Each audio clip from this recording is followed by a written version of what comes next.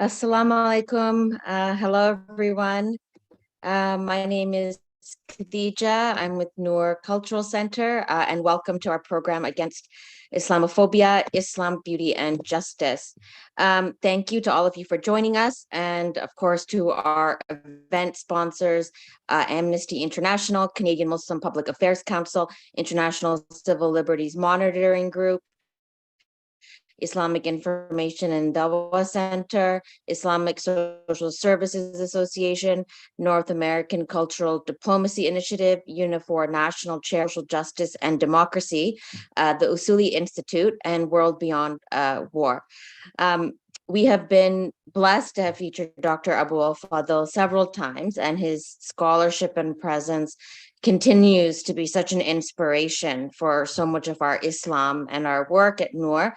And the first time I heard Muhammadu Slahi featured on This American Life, the podcast, I was so blown away by his grace and strength that it brought me to tears. So needless to say, I am thrilled for this discussion to start, and I will quickly get out of my own way so that we can get to it.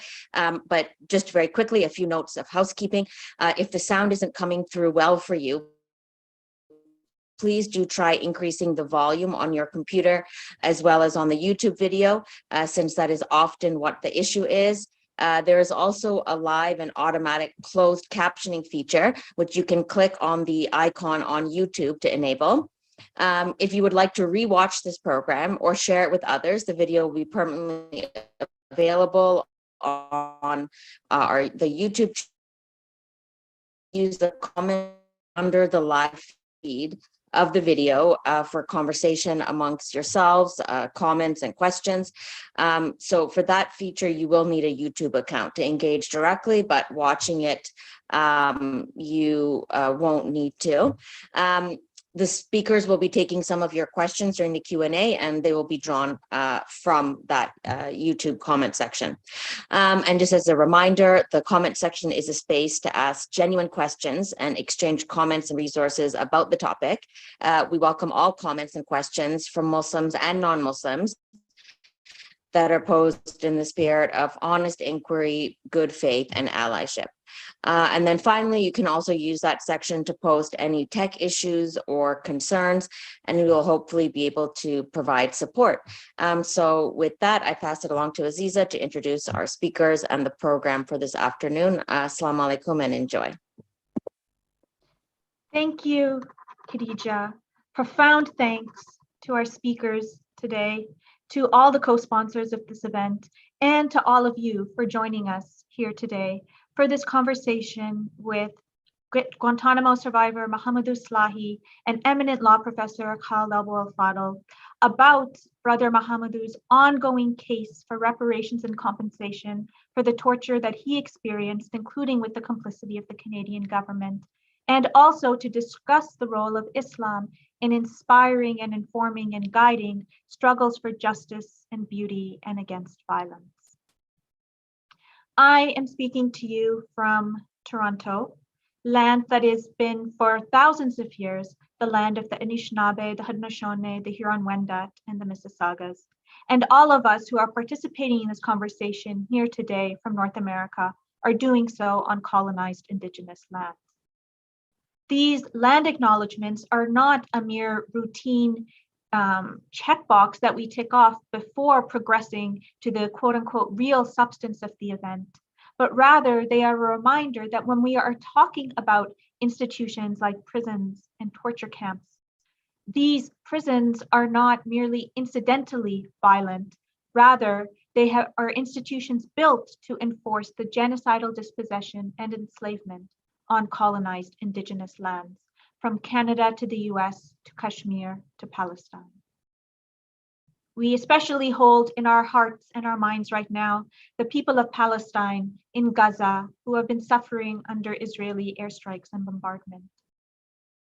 We also hold in our hearts and minds and in our remembrance and our mourning Albert Woodfox, the Black American former political prisoner who died just a few days ago at the age of 75. Albert Woodfox, based on an unjust and wrongful conviction, was made to endure 42 years under solitary confinement in American prison, a reminder that the type of violence and torture and unmitigated brutalization that we are talking about is not merely a feature of the quote unquote state of exception of Guantanamo Bay, but rather pervades and underpins the normal carceral institutions of the mass incarceration state. And yet, despite this, Woodfox still said in an interview with The Guardian, quote, "Our cells were meant to be death chambers, but we turned them into schools, into debate halls." Like Muhammadu Slahi, a beautiful example of resistance and refusing to be defined by the logic of dehumanization and carceral violence imposed upon them. So often across the political spectrum, the images that we see of Muslims are images of violence, whether Muslims as perpetrators of violence or as mute sufferers of violence, bombarded, tortured, placed in orange jumpsuits and masked with blindfolds and earmuffs. Even perversely, in so much anti-Islamophobia work, Muslims are reduced to little more than a negative shadow of Islamophobia. And Islam itself is reduced to something that we are made to apologize for over and over again, rather than a vital resource in conversation with other colonized and indigenous traditions for reimagining new ways of relating to each other and the world in justice and beauty and peace, beyond the artificial horizons imposed by the mass incarceration colonial state. And so I am so pleased and profoundly honored to have with us two people, Brother Muhammadu Slahi and Sheikh Khaled Fadl, who in both their writing and in their living example provide such beautiful testaments to the beauty of the Islamic tradition, which has so often been forgotten or erased. Before we turn to our conversation with Brother Muhammadu and Dr. Khaled, I want to bring Louis Century, who is Muhammadu's lawyer in his compensation case against the Canadian government, to first offer some opening remarks about the case. Louis Century is a partner at Goldblatt Partners with a long record of social and economic justice advocacy, whether defending Greenpeace against the implications of forestry companies, upholding access to voting for students, seniors, and Indigenous peoples, providing pro bono representation to refugee rights organizations, including the Canadian Council for Refugees and the Canadian Centre for Victims of Torture. But long before I admired him as a lawyer, I admired Louis as as a fellow student at law school, as someone who was always deeply committed to bringing justice, even in difficult contexts. And so, Louis, please, if you'll offer some opening remarks on the case. Thank you, Aziza, and it's really wonderful to reconnect in this way. As Aziza mentioned, we were students together at U of T some years ago, and we've kind of watched each other's careers. That's how I feel anyway, but now we're kind of reconnecting for this event, which is great. You know, I'm here as a viewer, really, like everyone else watching, and I really don't want to take up a lot of your time. But I've been asked to just frame the discussion, at least in a very limited way, by explaining to you what this case is all about, and then you'll kind of get on with the discussion. So, you know, I'm Mohamedu's lawyer here in Toronto. We are bringing a claim against the Canadian government for their role in what happened to him. I'm sure many, if not all, viewers are familiar with the tragic ordeal that Muhammadu has gone through. Either you've read the Guantanamo Diary, which was a remarkable memoir that Muhammadu wrote from within Guantanamo Bay, either the redacted version or the now unredacted version that's been republished as The Mauritanian, or you may have seen the movie The Mauritanian, which is streaming on Amazon Prime here in Canada. each of those stories alludes to Canada's role, but only referentially. And so you may be wondering, well, why are we bringing a case here in Canada? In short, the allegation is that crucial events happened because of Canadian authorities that ultimately contributed to the years of mistreatment and torture that Muhammadu endured. And this began in 1999 and 2000 when Muhammadu was living as a permanent resident in Montreal, and he was wrongfully targeted and surveilled by Canadian intelligence agencies about his alleged role in an attack that is called the Millennium Plot, which he obviously had nothing to do with. And the connection that led to a lot of this surveillance was Muhammadu's attendance at a mosque, a very large, well-known mosque in Montreal, where one of the planners of this attack had also attended. They didn't even overlap in Montreal, let alone know each other. So it's a large and complex case, but Canada built up intelligence, exaggerated the intelligence, shared the intelligence, and even years later, after Muhammadu had been apprehended and detained, and Canada knew what he was experiencing. In fact, CSIS agents even visited Guantanamo and interrogated Muhammadu personally. So even after they knew really what was going on, and they knew the consequence of their earlier actions in sharing this flawed intelligence, Canada obviously took no steps to protect Muhammadu, to mitigate the harm caused by its earlier misconduct. And even years later, when the truth about Canada's role in various other cases became public through public commissions of inquiry into what happened with Maher Arar, what happened with al-Malki and others, even when it was publicly stated by preeminent Supreme Court judges that flawed intelligence sharing is wrong, that Canada has an obligation not to contribute to torture committed by other states. Even through all those years, Muhammadu continued to languish in Guantanamo. And so you sometimes may ask, well, what's the connection to these other high profile cases, and why are we doing this, a decade later, 15 years later? Well, the reason is because Muhammadu stayed in Guantanamo all those years. There was no public recognition at all that Canada had any role in what happened to him. He was only released in 2016. And then after his release, he was in Mauritania, which is his country of birth, for a number of years and was not able to travel. And eventually he did try to engage the Canadian government in a process of accountability. He had the support of Amnesty International and other groups. And for a period of several months, Muhammadu called on the Canadian government to accept, to acknowledge their role in what happened to him, and to provide truth, to disclose their role, to have a process of accountability. And I think they even called for a commission of inquiry. And of course, Muhammadu was largely ignored, right? So it's only then when those efforts failed that he resorted to the civil litigation process. And that's where we are. We've started this claim. Muhammadu is seeking accountability and truth about what happened.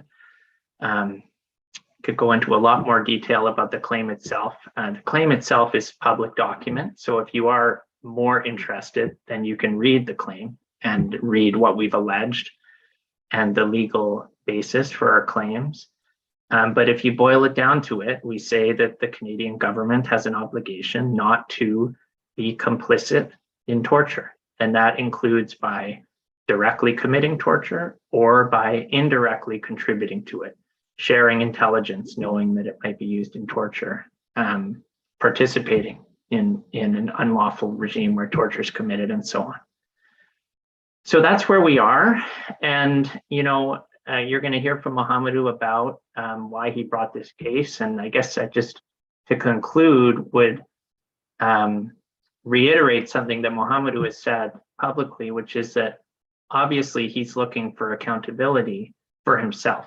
He wants to know the truth about what happened, as he sometimes says he wants to clear his name. and he wants the Canadian government to apologize. But the case is also brought in a larger context of Islamophobic state practices, and in Canada as in the United States, and you know, in the process of preparing this claim, I actually, you know, I learned from Aziza, we haven't talked about this, but some of your writing. And one of the points I want to just make as I conclude is the idea that Islamophobia is both the cause of harmful actions by state security agencies and also the byproduct of it, also the result of it, and that there's this kind of iterative process. And that's the kind of context for bringing this claim. Because obviously it's because of Islamophobia that Slahi was singled out and targeted in the way he was. But the consequences of that targeting continue to manifest in Canadian society. And when we talk about Section 15 and equality rights in the Charter, this larger context is very much relevant and important.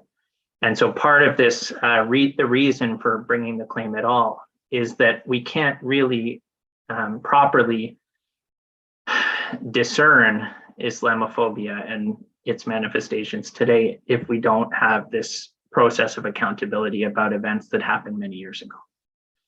So I'm going to sit back and listen, like all of you, and I'll be around later for Q&A if there are specific questions relating to the claim. Thank you so much, Brother Lewis, not only for these remarks today, but for your tireless advocacy for justice against the recalcitrance and obduracy of state violence, which persists even in the face of so much authoritative documentation and evidence about it. So thank you. And as Lewis said, he will be here for the rest of the event and for the Q&A. So please, throughout the event, if you have questions for any of our speakers, please place them in the YouTube chat, and we'll be collecting them to put to our speakers after the moderated discussion portion of the event. And now we turn to our conversation between Brother Muhammadu Slahi and Sheikh Dr. Khaled Abou Al Fadl.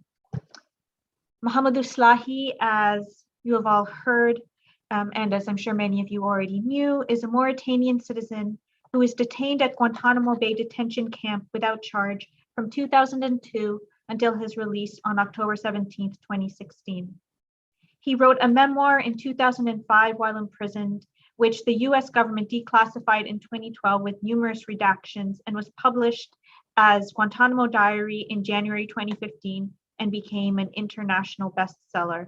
Slahi is the first Guantanamo detainee to publish a memoir while imprisoned, and it has recently been re-released, as Lewis said, without the violence of the US government's redactions, under the name of The Mauritanian, and it was also the basis for a 2021 Hollywood film by the same name. Dr. Khaled Abou Al Fadl is one of the world's leading authorities on Sharia, Islamic law, and Islam, and a prominent scholar in the field of human rights. He is the Omar and Esmeralda Alfi Distinguished Professor of Law at the UCLA School of Law, and the founder of the Institute of Advanced Usuli Studies, a nonprofit educational institute dedicated to ethics, beauty, and critical thinking in the Islamic intellectual tradition. A prolific scholar and prominent public intellectual, Dr. Abou Al Fadl is the author of numerous books and articles on various topics in Islam and Islamic law, including his most recent book called The Prophet's Pulpit, and also The Search for Beauty in Islam, which I reread in preparation for this event alongside Mohamedou's Guantanamo Diary, now The Mauritanian. It was so inspirational and illuminating reading these two texts in conversation with each other.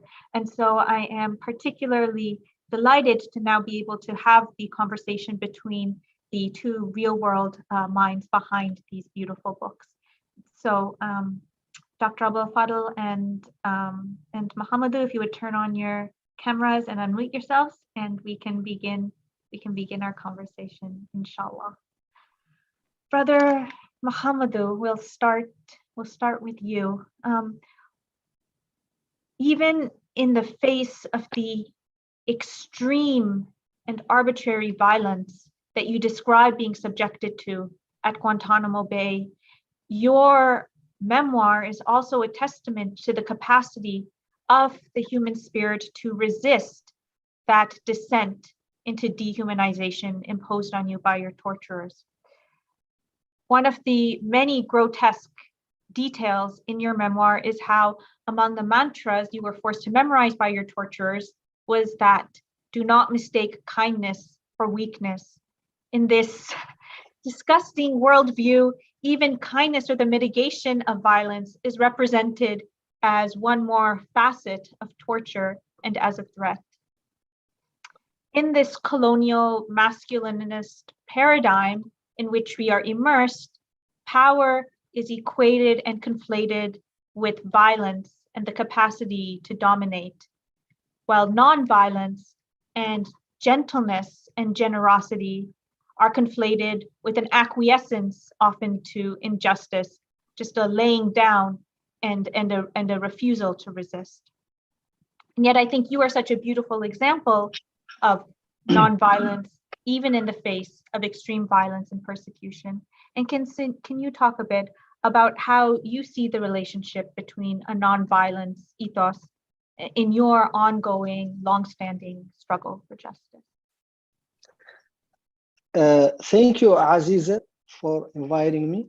And I'm really, truly honored to be in the same panel as Sheikh Khaled Abou Fadl and my brother and my lawyer, Louis Century. And I know Khadija is somewhere organizing. Thank you very much for allowing me to speak. And, you know, I'm a Bedouin and I'm a storyteller because I know people only remember stories. The first thing I remember when I arrived in Montreal was the big street. Oh my God, I never seen a street that has like 5,000 dry 120. Like I remember Jean Talon in Montreal, a street I would walk and walk and walk like so long. And also I remember that people are small in Montreal because I used to live in Germany. So people are smaller and much more diverse because at least in the late 90s, Germany is mostly like white, blue eye, very tall, blonde, you know. And Montreal was like so diverse. And I was really happy because, you know, I was being targeted because a family member, you know, was somehow associated with the late Osama bin Laden. And for that, I was targeted. So, and I just came to Canada, they accepted me. And I was just happy to be in Canada. That would change very, very soon after my arrival, shortly after my arrival.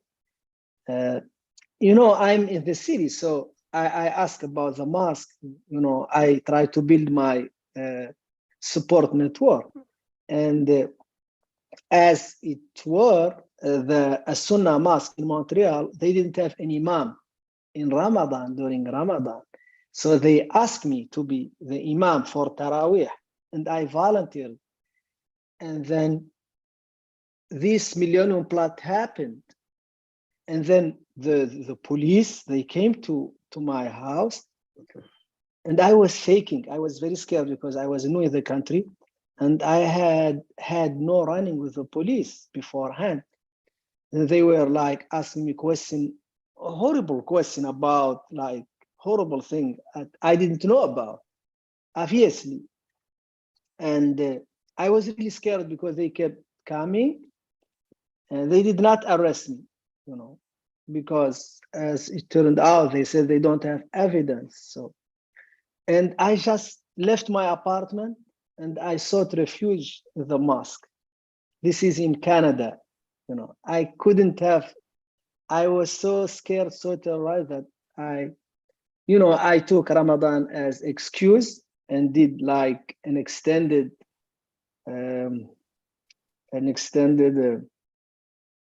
i'tikaf, meaning like seeking spiritual refuge in the mosque and staying in the mosque. But I actually was seeking refuge because I was so scared. And Abou Fadl, mentioned of the air that Muslims are really scared. And that's what was in the mosque. You could, people are cowering and scared because America was like in the news, there was this millennium plot and something's going down. And people were scared because every time something goes down, all Muslims are held accountable. Every single Muslim is held accountable. And this actually has a very long history. When the European settlers came to America, they used to talk to the tribal village and tell them that if a person in the tribe, commit any offense against the settlers, they would punish the whole village. This is actually, and we know that. And what happened that because the Canadian intelligence couldn't have, they were very visible in the mosque.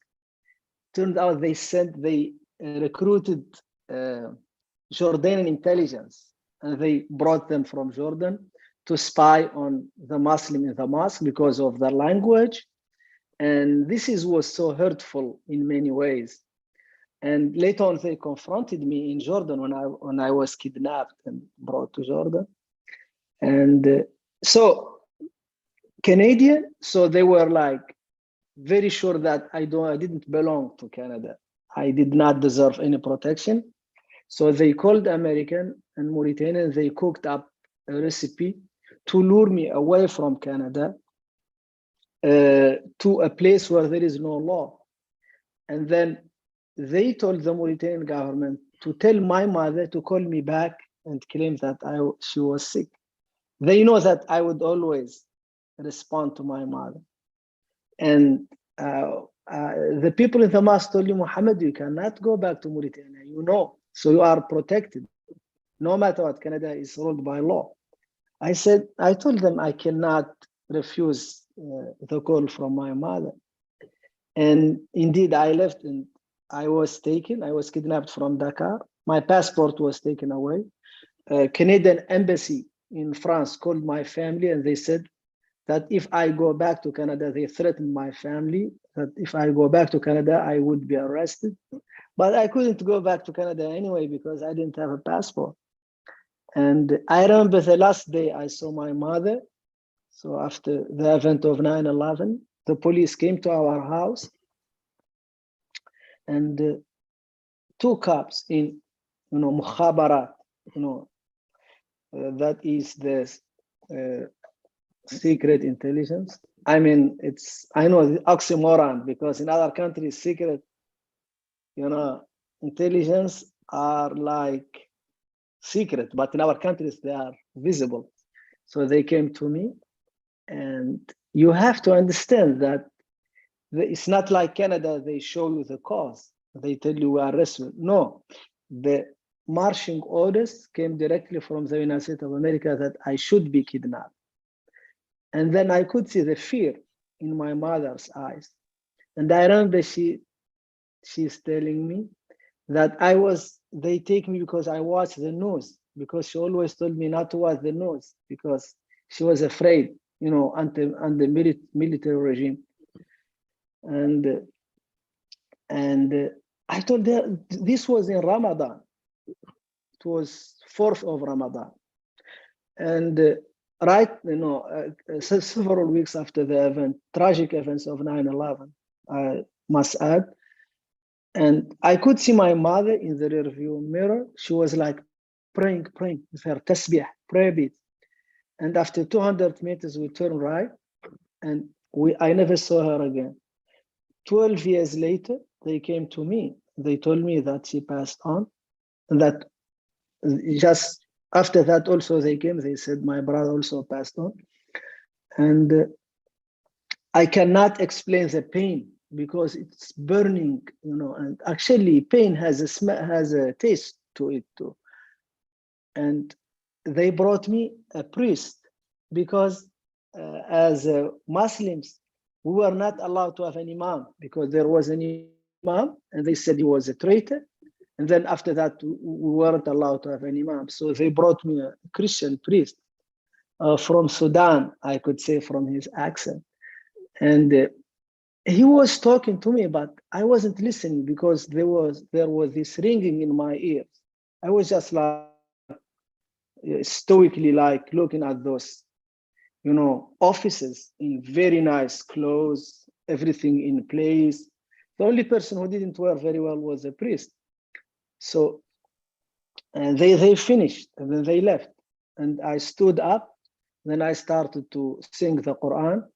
And then I think it took me 12 hours, After 6 hours, I think I collapsed, and then I slept a little bit, and then I stood up, until I finished the whole Quran, just for the memory. I was never allowed to, to say goodbye to my mother. I was never allowed to pray on her. I was never allowed to take her to the doctor, And in custody, everything they brought against me came from Canada. Every piece of information. They used to tell me this very infamous conversation that the Canadian intercepted, tea and sugar, because I was inviting my friend to drink tea. And then I said, you need to bring sugar because I didn't have sugar. And they have this in Montreal, they have this place they call dépanneur. Like, I think they call them 7-Eleven in the US. And then there was one, and then I told them to bring sugar, and they said this was a code. But I didn't have any code. I just wanted tea and sugar. And then when they tortured me, because I don't want to go into details of torture. But I was sexually assaulted on 3 occasions. I was beaten, they broke my ribs. They drowned me. They brought Egyptian. I could only say accent, Egyptian accent, Syrian, Jordanian accent, people of Jordanian accent, because I wouldn't say, I don't know, I was blindfolded. They brought, like you said, of the air, actually, the leader of my torture team was Richard Zuli, and he was torturing minorities, Black people, who turned out, to be innocent. They were innocent. The Chicago Police Department, right? He was with Yes, the Chicago, yeah. Police Department before he was at one.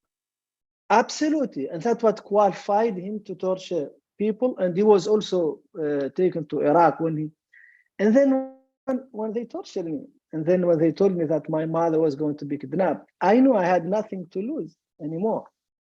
And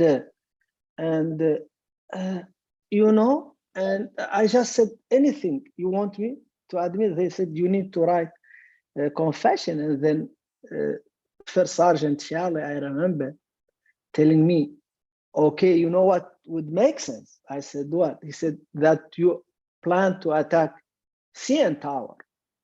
I never heard of CN Tower in my life, because I was only in Montreal, And then I said, yes. And then he said, you need to write that down. And then I wrote, and then he said, you need to sign. And, and I signed it. And I remember when I was the first detainee to be selected for death penalty. And they came to me. And Aziz, I cannot explain to you, when someone talked to you about the details of your death, and people the audience, would maybe ask, how did you feel? I had no feeling whatsoever. I was not scared or not scared. And I wasn't unhappy or happy. I just wanted him to finish his talk because I want to go back to myself and live in my world that I created in my brain. And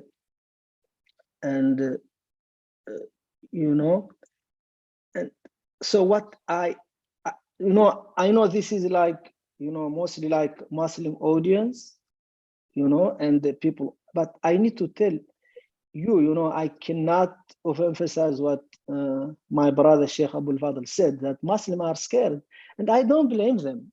I mean, I live now in Holland since like December, and they made an investigation. They found out that Anna Frank actually was betrayed by her own people, because the guy who betrayed her, he wanted to save his life.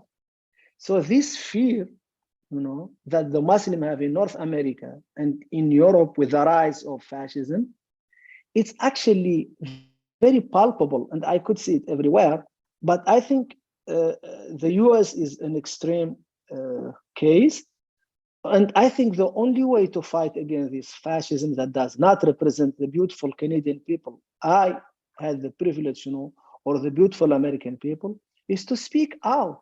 Is for the Muslims to speak out. Said, you know what?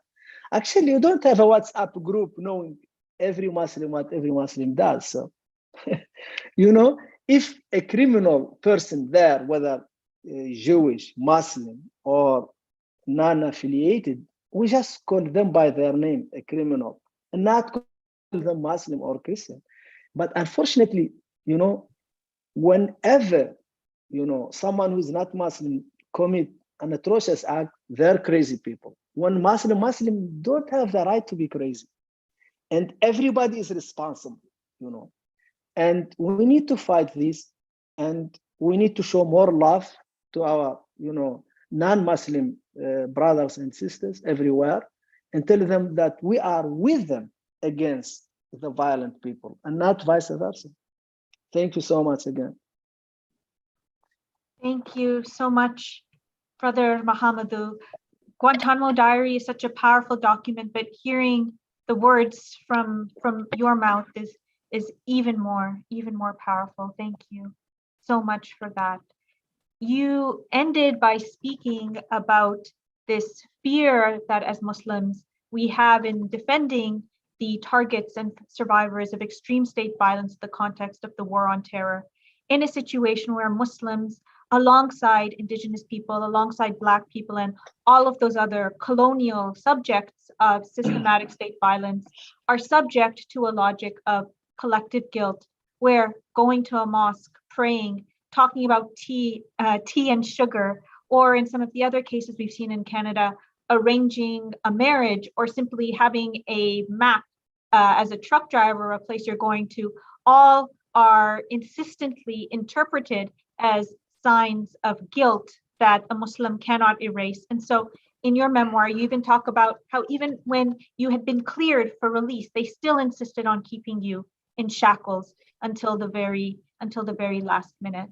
Dr. Abou Fadl, in this context where we are subject to a logic of collective guilt, and we are not even innocent, even when proved not guilty, can you talk about how we might overcome or think more critically about the stigma, the deep stigma that exists in our communities about defending people who have suffered and been targeted for state violence, against the backdrop that you talk about in the search for beauty in Islam, of the long history of Muslim scholars, including those who are now most beloved and revered and honored, having also been targeted for persecution and violence by the state?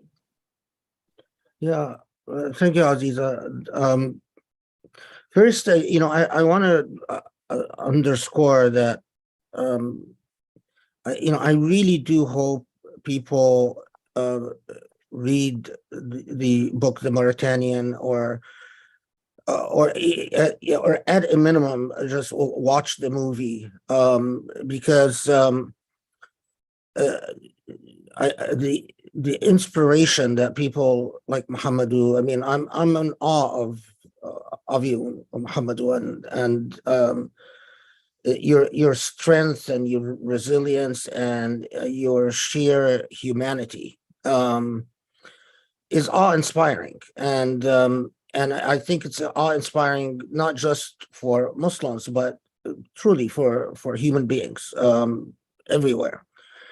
And the truth of the matter is that if Muhammadu was not a Muslim, if he was Jewish or a Christian persecuted, you would find his ordeal becomes representative for a world of normative values that would far transcend his own personal plight.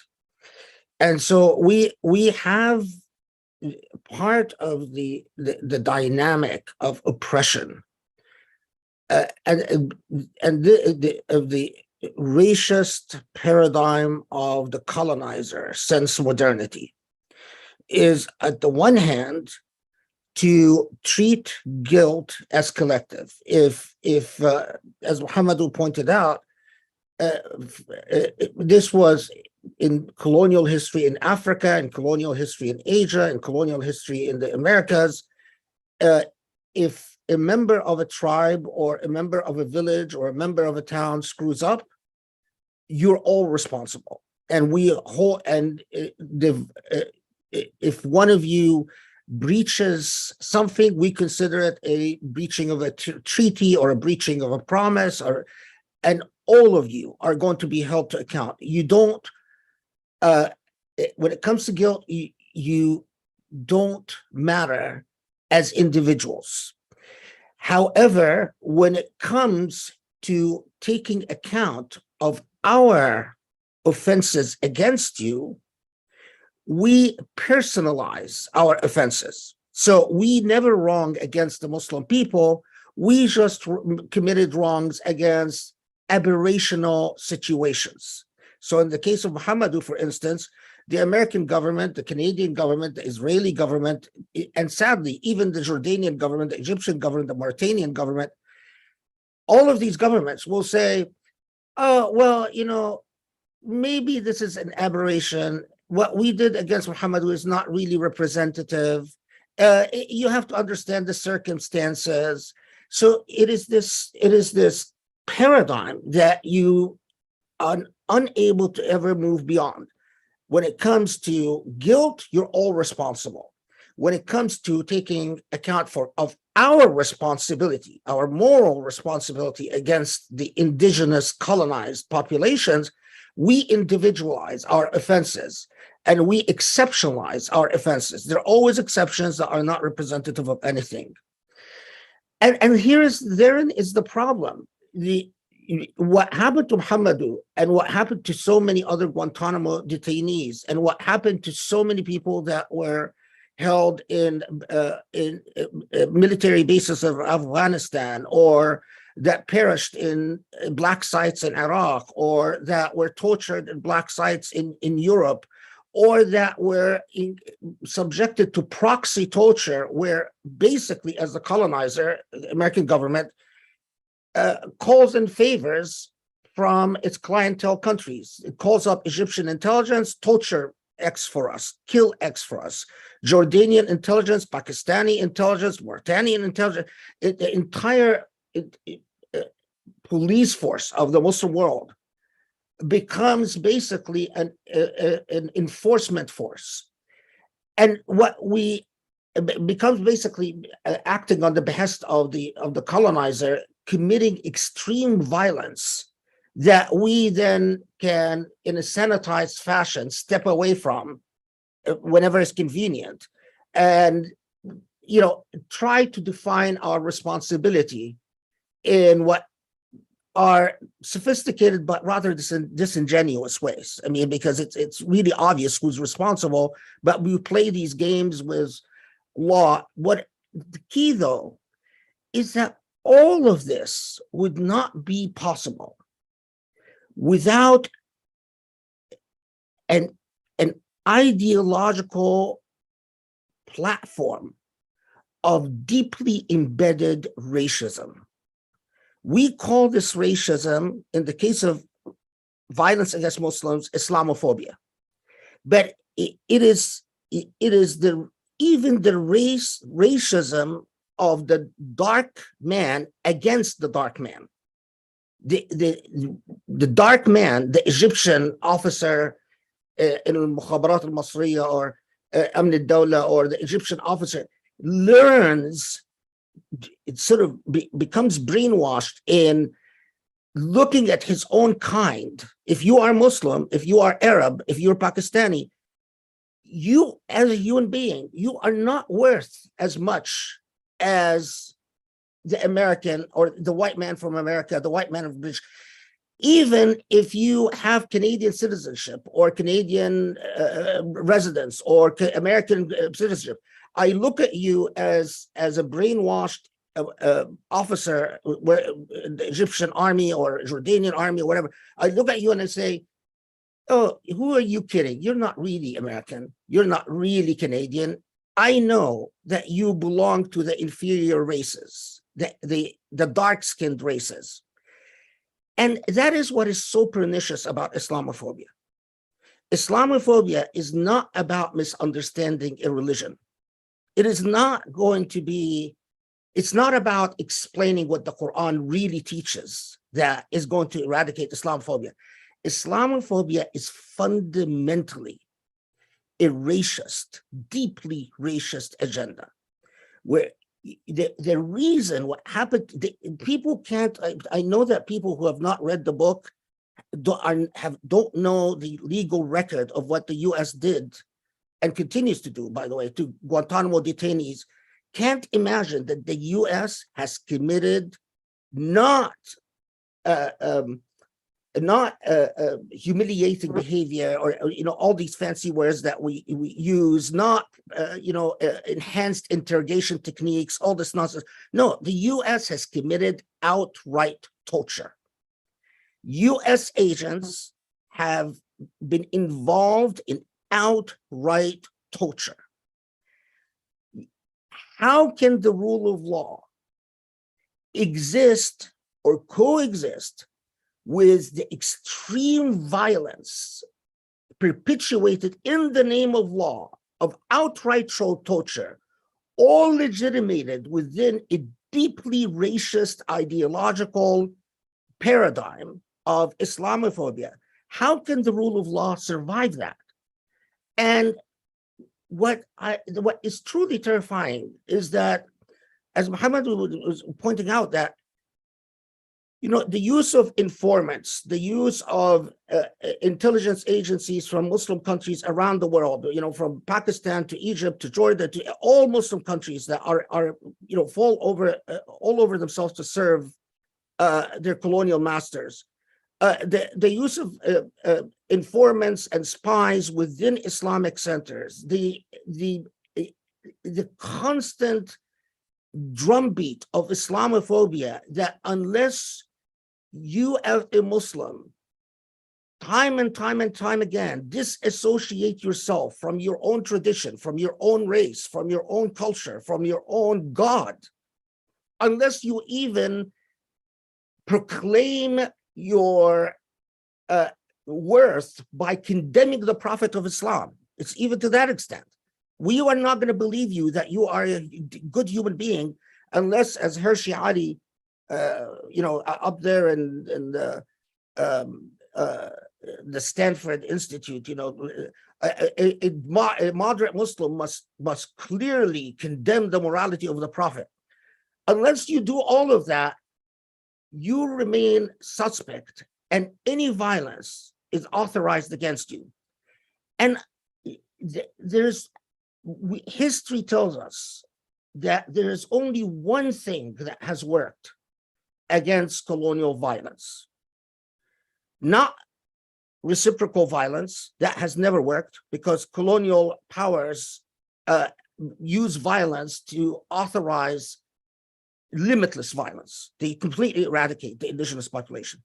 The only thing that has worked is education and a strong normative moral stance where the indigenous population stands firm in demanding its own rights by saying, okay, you have this system, you want to believe these values about yourself in the system, you want to say that you have the rule of law, you want to say that you have human rights. Well, we are not going to allow you the luxury of believing this about yourself unless you give us some of our rights. So we are going to shame you. We are going to keep telling you you're hypocrites, you're liars, you're racists, you're bigots.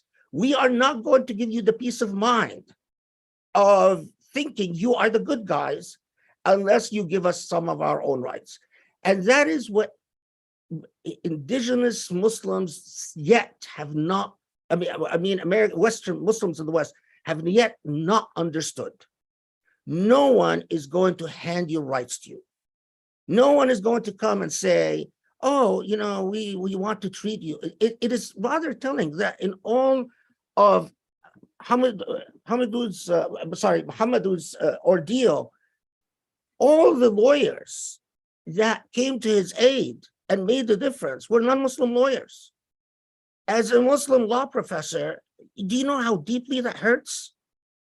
And I know that all the people that stood by him and said, your fate as a human being and our fate as human beings are one, are non-Muslims.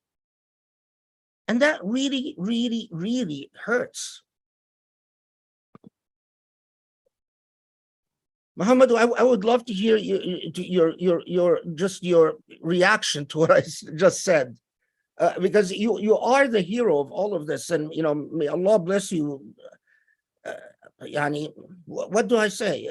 I'm as an American citizen, as a law professor, as I've dedicated my entire life to the study and teaching of law. What does a law professor tell his students who are there studying the American Constitution? And what do you tell your students when you have realities like what Muhammadu went through? How do you, as a straight face, teach them that we are a country built on law? How? It's extremely painful. In addition to reacting to Professor Abou Fadl's beautiful and powerful comments, maybe you could also briefly tell us what, as Canadians, you would hope for us to do in support of your case. So those final comments from you, and then we'll move to questions from the floor. And because I think Canadians should also be aware that a previous case that was brought by your lawyers on your behalf while you were still in Guantanamo was rejected by all the levels of the Canadian court because they said it didn't have an adequate connection with Canada because you were just a permanent resident, not a Canadian citizen. The fact that Canadian agencies were so intimately involved in sharing the information and even participating in interrogation sessions wasn't enough. So in the face of not simply the ignorance of Canadian institutions of your case, but their actual refusal and their transformation of law, technocratic law, into an instrument of injustice and denial of justice, can you, in addition to reacting to Professor Abou Fadl's comments, also tell us what you hope we as Canadians will do to help advance your case and your struggle? Thank you so much, and thank you, Abou Fadl. Can you hear me? Yeah, I think you can hear me. And I mean, the only thing that I can say is that I can only second everything you said. And I think the more we get assaulted as a community, the more we should stick and insist on our values of peace, freedom, and forgiveness. وَمَا أَرْسَلْنَاكَ إِلَّا رَحْمَةً لِلْعَالَمِينَ. You are but a mercy to the world, to the universe, not only to Muslim, not only to Mauritanian, to Egyptian, to Pakistanis, but this universal message of what we believe as Islam, of peace and mercy, is for everyone. You should insist on those values. When I came out of prison, some of my guards, they accepted Islam, and I never told them I wanted to be Muslim or anything, but because when they told me you are a terrorist, I was just laughing. I said, but that's not what my family taught me. My mother never taught me to hurt anyone. So, I mean, you can say whatever you want. And I refused to hate. And when I came out, I refused this, cartoonish,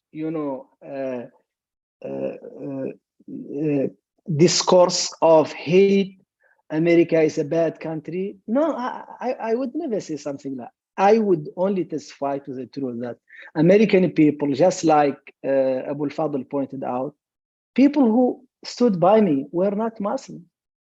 And American people are one of the nicest people.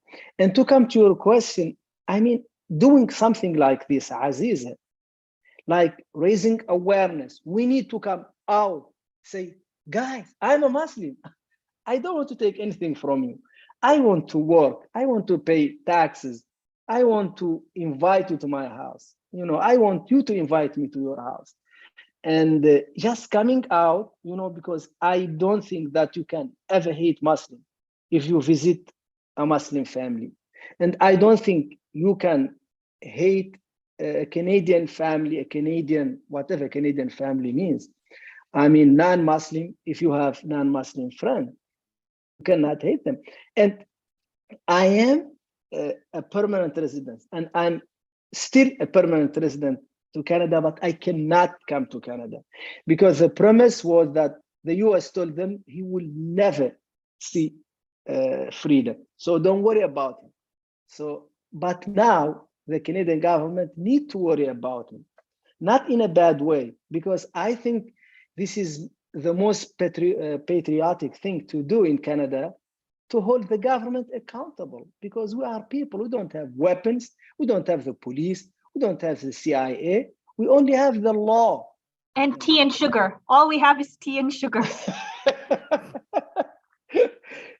Absolutely. And I always have my tea as my revenge. And I just want to close with one thing. You know, one of the saying in our tradition that I love so much is our second Khalif. I don't know whether this is a hadith, but I know it's the saying of the second Khalif Umar. ما عاقبت من عصى الله فيك بمثل ما أطعت الله فيه, meaning the most powerful revenge against someone who did you wrong is to do them right, to treat them right. And that's what we should do. Always treating people right, always forgiveness, always, you know, the message of peace and of acceptance. You know, Aziza, the part, I just to make this very clear, that part of forgiving, when I insist that a Muslim who happens to be a Canadian citizen or happens to be an American citizen or the citizen of whatever democracy, because I value democracies as immoral value itself. When you stand up for your rights, it is with dignity and honor, and you are insisting on upholding the values of the country, the constitutional values of the country that you're from. When I insist that as a Muslim, that I hold those who wronged me legally accountable, I am actually engaging in a moral process that is entirely consistent with the paradigm of forgiveness. I forgive you at a personal level. And this, you know, if you're a police officer that, let's say, assaulted me, I will tell Allah, you know, it's no point for me, one way or the other, that you put this person in hell for what they've done to me. I forgive this person. In fact, I'd rather, Allah, that I earn blessings with you by forgiving rather than see this person punished. But other than there is a civic obligation that I owe to my country. And the civic obligation is to hold the powerful accountable lawfully, legally. And so, you know, a lot of times, especially I find this among young Muslims who might be confused, they say, well, in our certain Muslim institutions in America, they teach us, no, the best thing is just to say, I forgive and ignore. And I say, then you are failing in your civic obligations towards your own country. You are not helping Shaitan turn a democracy into a bastion of civil rights violations is not something moral. It is actually something demonic. And there is insisting on at least the principle of justice. After I win the case against you, and in fact, that has, where I could forgive the entire judgment. I say, I don't want a dime. That's perfectly fine. Or I donate the entire proceeds that I might have won. But winning the case to anchor a point, because dictatorship and despotism and racism are all instrumentalities of Shaitan. And we have an obligation not to fight Shaitan with Shaitan. I mean, this is the whole thing about the Quran teaching us, don't let the injustice of others lead you into injustice. But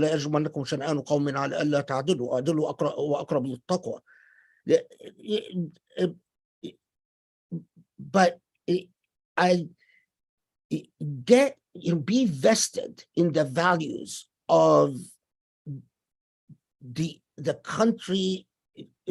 If you're a citizen of a democracy, be vested in the values of this democracy, in the ideals. Don't use the historical failures as an excuse to basically become a cynic and sit on the side and pontificate skepticism. All of these, I think, are critical messages to our Muslim communities and to our youth, that more and more Muslims are going into law. And,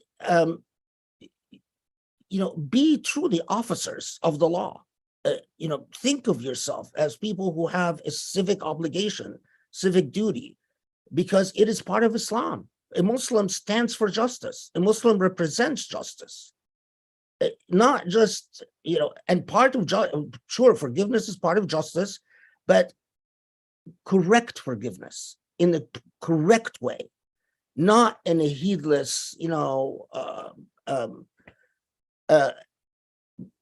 where there no accountability, and where the very principle of rule of law becomes compromised and evaporates. Thank you to both of you for those comments. We have one comment in the YouTube about the recent, for those of you who don't know, who aren't watching from this land that currently calls itself Canada, we recently had a visit from the Pope regarding the role of the Catholic Church in the genocidal project against Indigenous nations. And in there was a great deal of discussion about the ongoing refusal to make reparations and even firmly recall the doctrine of discovery, which was the colonial basis upon which lands occupied and lived on and cared for by Indigenous nations for thousands of years were declared terra nullius, no one's land, on the basis of the idea that non-Christian peoples were inherently uncivilized. We also have a question about the relationship between the treatment of Muslims as quote unquote external threats and the treatment of Black people and Indigenous peoples as quote unquote internal threats to the country. I think maybe this external internal thing is also something that we have to question, because it assumes the integrity and the borders of a nation state built on Indigenous dispossession and dismemberment of Indigenous lands. But so I want to ask both of you, how does it affect our struggles and our strategies and our appeals to the state, knowing that the state continues to be built on Indigenous dispossession and erasure of Indigenous laws? And so the laws of this land that we are bound to respect are not only the laws of the colonial Canadian state, but also those legal orders of the Indigenous nations, which they continue to assert their jurisdiction and care for the land that they continue to assert in acts of land and water defense. How do we connect our struggles as Muslims with those of Indigenous nations and Black people whose dispossession and domination continues to be integral and foundational to the very state that we often appeal to as Muslims to assert our rights?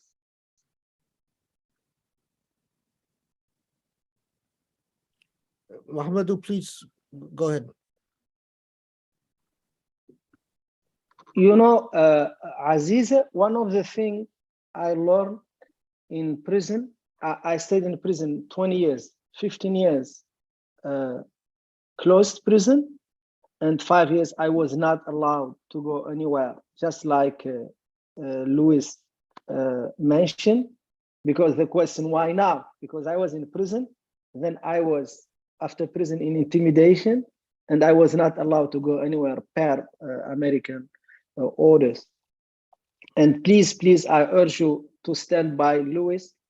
And one of the things I learned is how big my community was, because I was living in this small bubble of, you know, the Muslim community. I go to the mosque, I'm very involved, but that's not my community only. My community are also decent human beings who are struggling for justice. And I was like, oh my God, I have so many brothers and sisters who are so dedicated to help me, to help my community, to defend my right, you know, to practice my Islam and my beliefs that I did not know about. That was like a revelation. It's so crucial to connect, because injustice against, I love this saying, you know, of Martin Luther King, when he said that injustice against one human being is injustice against humanity. And we have this actually 1400 before he said that in the Quran. من أجل ذلك كتبنا على بني إسرائيل أنه من قتل نفسا بغير نفس أو فساد في الأرض فكأنما قتل الناس جميعا. Who kills one human being kills humanity, because a human being is a symbol of humanity. You know, I think there is, speaking a little bit as an academic, we have, to somewhat simplifying as well, but we have two, if you will, orientations, momentums among Muslims in the West. There is sort of you find it quite pronounced among immigrant communities that immigrate to the West, and they are very eager to make Islam, to put it simply, to make Islam a native religion among whites. So to make Islam a white religion. And they are very eager to engage in white passing, to sort of gain acceptance as immigrants, as effectively as white people, as doctors, engineers, computer scientists, lawyers, living in high class areas, or, you know, high middle class areas, going to the best schools, in the best neighborhoods. And they affirmatively want to stay away and distance themselves from all justice causes that they perceive as racially based. And then they use Islam to justify that. They say, well, Islam teaches us that you should never pay attention to race. So as a consequence, they distance themselves from all indigenous struggles. Here in the US, complete disinterest in Native Americans, affirmative disinterest in the struggles of the Black population in the US, and even things like Black Lives Matter induce very negative reactions. And some of these Muslim organizations have even come out and repeated the idiocy about critical race studies being a racist field of studies, and some of them even said it's haram to read books on critical race studies or study this field. The second is the second orientation is one that understands that core to Islam is the concept of justice, and you cannot, if you are not going to, if it is unacceptable, or if you exclude violence, which as we should, and say I cannot achieve justice through violence, then the only other possible way to achieve justice is through nonviolence. It's an obvious point, right? So, but if you want to achieve justice through nonviolence, the nature of authoritarian power and the nature of unjust power is so overwhelming that you can't stand up to that power unless you unite with all equally exploited and dispossessed and mistreated people. So in other words, as a Muslim, you cannot stand up for the causes of justice unless you put your hand in the hand of other indigenous populations, Latinos, Hispanics, Blacks, gay and lesbian, all the exploit. Now, the problem is that you have these two, our American Muslim institutions that everyone knows about, and very prominent figures in the American Muslim context, for instance, that will go to great lengths to say, we have nothing to do with the Blacks, we have nothing to do with Latinos or Hispanics, we have nothing to do with gay and lesbian movements, we have nothing to do with, all indigenous, dispossessed, or disempowered populations, and try to make that an Islamic principle. The problem is then you've accepted the inevitability of injustice, because there's no way. I mean, violence begets violence and leads to greater injustice. We killed Ayman Zawahri recently. Immediately, Al-Qaeda has named another person. And this other person is going to commit an act of violence, and we will kill the other person. And the cycle goes on forever, endlessly. Violence begets violence. But if you exclude violence, as we should, because it is no path to justice, then it is elementary that you have to unite in a stand against the powerful and unjust. But as elementary and basic and obvious as this point is, it seems to elude so much of our Muslim leadership in the West.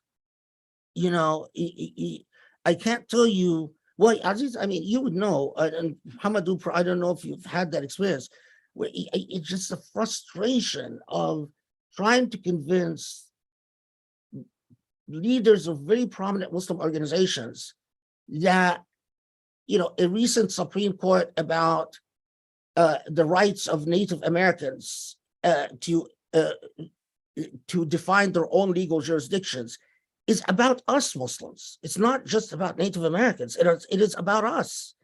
And to try to get them to see that, it's a challenge. And I want to be optimistic that eventually things will move in the right direction. Thank you for that. And I feel your frustration. I think so much of that orientation you talk about, that where the horizon of liberation is represented as our ability to assimilate to whiteness and assimilate to the dominators, is based on so much erasure of our own history as well. It's based on the erasure of Black Muslims and Black Muslim resistance to enslavement. It's based on the erasure of the profound and deep connections between the persecution and expulsion and genocide of Jewish and Muslim populations in Al-Andalus with the genocide and dispossession in the New World, with many of those tactics carried over, and then the way in which those legal and political technologies of indigenous genocide have explicitly been cited as precedents in the quote unquote war on terror executed against Muslims. It's based on an erasure of history of enslavement. Brother Muhammadu, as you point out, in Guantanamo Diary and the Mauritanian, your being sold to America is far from the first time that Africans have been sold and imprisoned and held captive in the United States. And in fact, we know that so much of those efforts to even repress and beat out of you your engagement in prayer was also characteristic of enslavement and the violence enacted by slave masters to beat out even the religion and the spiritual and psychic and social structures of the enslaved, something that continues in the carceral industrial complex, where Black Muslim prisoners are even often prohibited from conducting Jummah prayers. And so we have a question in the chat. Well, we have a few questions in the chat. I'm not going to be able to get to all of them, but someone wants to know your thoughts on the Canadian and other Western governments voting against the UN resolutions to make racism and Islamophobia prohibited. And someone else also wants to ask about what practical things would you recommend for Muslims to do in order to break their quote unquote colonized mentality in the modern times. And so perhaps combining those two inquiries about how we approach anti-Islamophobia from a decolonial perspective that doesn't simply reproduce the logic and identity divisions of the colonizers. Who wants to go first? Muhammadu, please go ahead. I think the resistance from Canada and the US, against this UN resolution is Islamophobic. And and I think this is just like Abou Fadl said. I can't repeat him enough, because what he said is beautiful. This is one struggle, the struggle of minorities. So you need to start now, like writing your congressman, helping people like my lawyer, Louis, because we want to speak to the people who have the power to decide. Like my dream is to testify in front of the Canadian Parliament. I want to go there. I want them to ask me questions, because guess what? I have nothing to hide. There are no skeleton in my closet. So I am your guy. Me and Louis, we are ready to go out there. And this is one struggle. The native people, Black Lives Matter, or people of different orientation, sexually or otherwise, are minorities. So this is one struggle, I can tell you that much. And we as Muslim, we have no rights to cry, foul when we don't defend those minorities, when we don't stand with justice, because we are not special. What's special about us, that only our, rights should be reserved, the rights of every human being, and it's one struggle. Before we turn to Sheikh Khaled for last words, I just wanted to see if Louis had anything specific to say about how people can support the case, or the kind of support that would be helpful from your perspective. Thank you. I've been really appreciating this conversation. So thank you both. Really just continue to pay attention. It's hard to speak too much at this early stage about what's happening, because we're still waiting for the government's defense, which is going to be the next major step in the case, and to hear their position. But we'd like to keep this conversation going. As Muhammadu has indicated, the motivation for the case is accountability, which includes public accountability, a public process of acknowledgement. And that's only possible with a kind of collective interest and collective effort to continue to talk about the case. And yeah, we invite you all to just keep following the case and you know, talk about it and be a part of the dialogue that we're hoping to create and contribute to. Inshallah. Thank you, Louis. And now some final words from Sheikh Khaled. Thank you, Aziza. I just, you know, the question always comes up, okay, what do we do? Yeah, by the way, just to echo what Muhammadu said, that the opposition to the UN, the United Nations attempt to define Islamophobia as racism is Islamophobic, and we should be involved sufficiently in politics to make it politically punishing for the US not to support something like that. In other words, we should be involved in the chambers, the political chambers, lobbying our politicians to take the right stand and not accept no, and learn to organize and to lobby for our causes. This brings me to this other final really critical point, because this question of, oh, what do we do? Listen, everything you do matters. And let me be very, very blunt. Whether which Jum'ah you decide to listen to or to give a like to on the net matters. Which events you attend matter. If you are a law student, you call up a lawyer like, you know, I haven't had the pleasure of meeting Louis before, but if you're a law student, you call up a lawyer like Louis and say, I would like to volunteer to help in anything. Is there anything I can do to help in your case? If he can't use you, maybe he knows someone who can use you.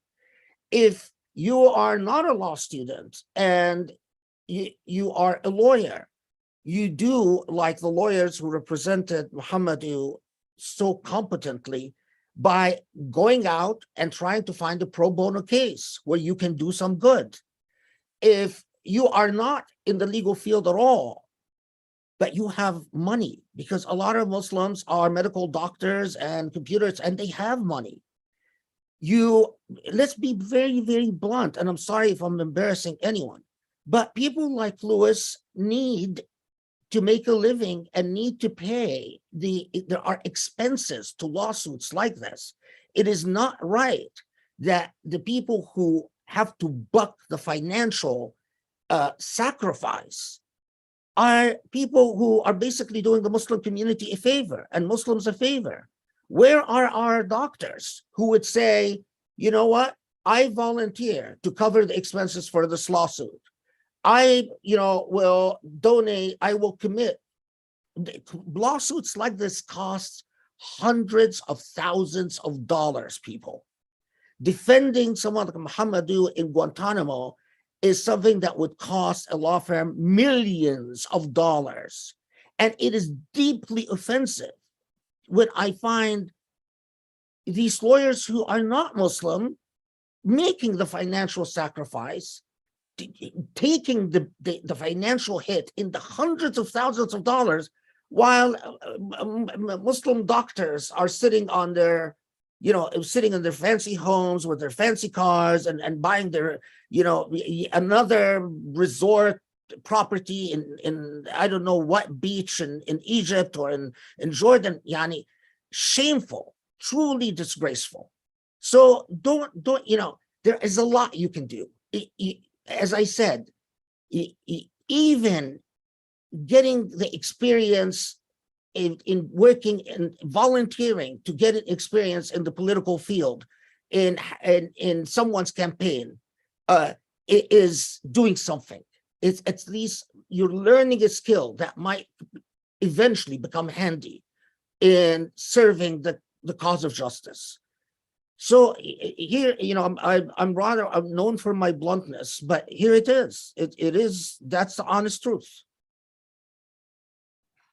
Thank you for lighting a much needed fire under a lot of us, inshallah. Thank you so much, Sheikh Khaled, Brother Muhammadu, for your remarks, for your profound comments on how we preserve our commitment to justice and gentleness and generosity of spirit, even in the face of the extreme violence and persecution, efforts to dehumanize us that we are constantly faced with. So thank you so much for all of that.